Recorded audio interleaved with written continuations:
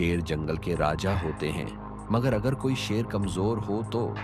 कबीर एक नौजवान शेर था, मगर वह आम शेरों जैसा नहीं था।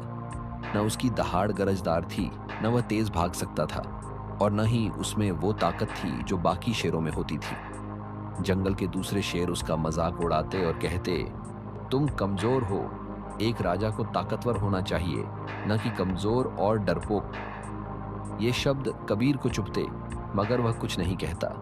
वह जानता था कि वह आम शेरों जैसा नहीं है, मगर उसे यह मालूम नहीं था कि एक दिन वह अपनी हिम्मत और अक्ल से साबित करेगा कि असली राजा वह नहीं होता जो सबसे ताकतवर हो, बल्कि वह होता है जो सबका ख्याल रखे और जंगल की रक्षा करे।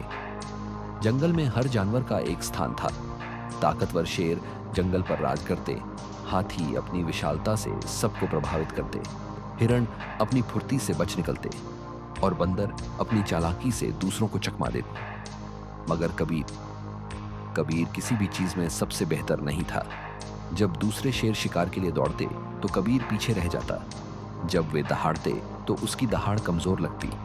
यह देखकर दूसरे शेर उस पर हंसते और कहते, तुम शेर हो ही नहीं, तुम्हें तो भेड़ होना चाहिए था। यह सुनकर कबीर को बहुत दुख होता, मगर वह हमेशा सकारात्मक रहने की कोशिश करता।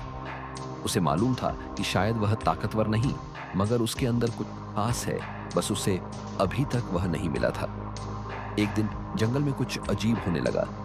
हवा में धुआं भरने लगा, पेड़ों के पत्तों के जलने की बू आने लगी और जमीन पर गर्मी महसूस होने लगी।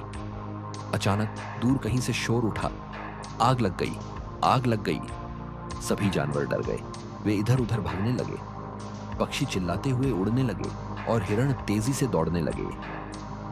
ताकतवर शेर, जो खुद को जंगल का राजा कहते थे, वे भी पेड़ों के पीछे छिप गए।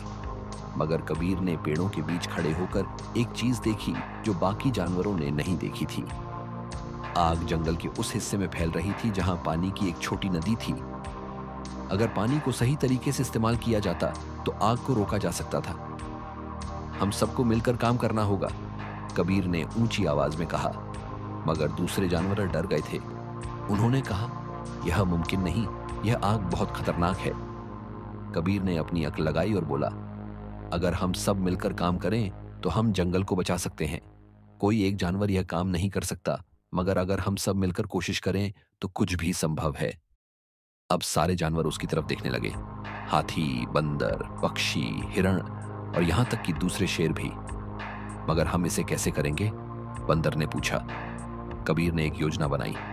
हाथी अपनी सूंड में पानी भरकर आग पर डालेंगे, पक्षी अपनी चोंच में पानी भरकर आग पर गिराएंगे, बंदर और हिरण जमीन खोदकर पानी का रास्ता बनाएंगे।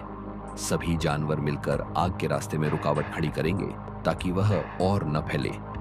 सभी जानवरों ने मिलकर काम शुरू किया। हाथियों ने अपनी सूंड से पानी फेंका, पक्षी चोंच में पानी भरकर आग पर डालने लगे और हिरण बंदर जमीन खोदकर नदी का पानी आग की तरफ ले जाने लगे। यह एक कठिन संघर्ष था। आग बहुत तेज थी, मगर कबीर की हिम्मत और नेतृत्व ने सभी को हौसला दिया। वह लगातार सबको निर्देश दे रहा था, सबका हौसला बढ़ा रहा था और सबको बता रहा था कि कहां काम करना है। कुछ घंटों बाद आग धीरे धीरे कम होने लगी। फिर आग बुझ गई। जब सारे जानवर खुशी मना रहे थे तो ताकतवर शेरों ने कबीर की तरफ देखा और कहा, हमने हमेशा सोचा था कि राजा वह होता है जो सबसे ज्यादा ताकतवर हो, मगर आज तुमने साबित कर दिया कि असली राजा वह होता है जो अपनी अक्ल और हिम्मत से सबकी मदद करे।